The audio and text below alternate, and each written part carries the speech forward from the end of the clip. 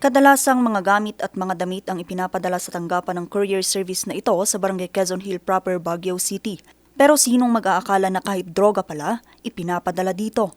Noong Sabado, unang araw ng Pebrero, nasabat ng PIDEA ang halos 3 gramo ng umano'y pinatuyong dahon ng marijuana na nakabalot sa papel. Ito namang sa part ng courier service natin, meron talaga siyang suspicion. So, tinawag niya kaagad sa kapulisan at sa PIDEA, and that's the time na pumunta nga itong ating PIDEA K9 team at in-inspect itong parcel na ito. Ayun, nag-positive po siya sa sense ng ating K9.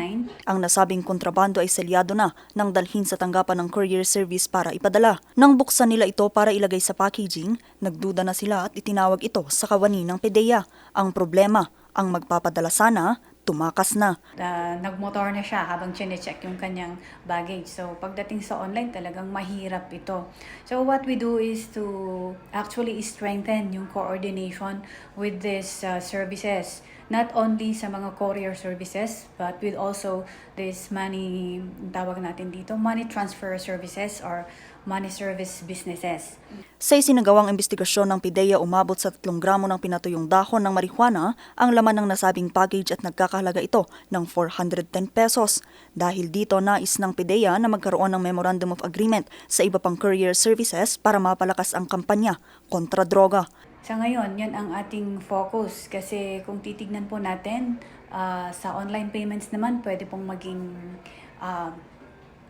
evidence yung receipt like the GCash receipts po, pwede po ito na magamit sa korte. Iniimbestigahan pa ng PIDEA ang pagkakakilanlan ng lalaking magpapadala para masampahan ito ng kaso. Samantala, sa patuloy na pagsasagawa ng pinagsanib puwersa ng PIDEA at ng PNP ng marijuana eradication sa rehiyon ng Cordillera, umabot na sa halos 118.9 milyon pisong halaga ng marijuana ang kanilang nadiskubre at pinagsisira sa 61 isinagawang operasyon. Ang mga ito nasamsam sa buwan pa lamang ng Enero ngayong taon. Itong season na ito is pinapaniwalaan nila na harvest time.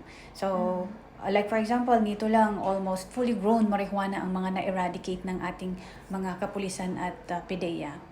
Ang kaso, bagamat may isang nahuling cultivator noong nakaraang taon, mas pahirapan daw ngayon ang paghuli sa mga cultivator. Kasi kadalasan pagkaaakyat ang ating mga kapulisan at ang PIDEA sa kabundukan kung saan naroon yung mga plantation sites, ay hindi naman po biro yung lalakarin nila. So at that point ay makakaalis na yung cultivator kung nasa taas niya, tanaw niya po yung parating na tropa. So ang nadadatnan na lang is the plantation itself.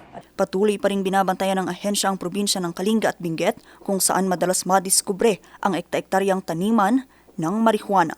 Vanessa Bugtong, RNG News.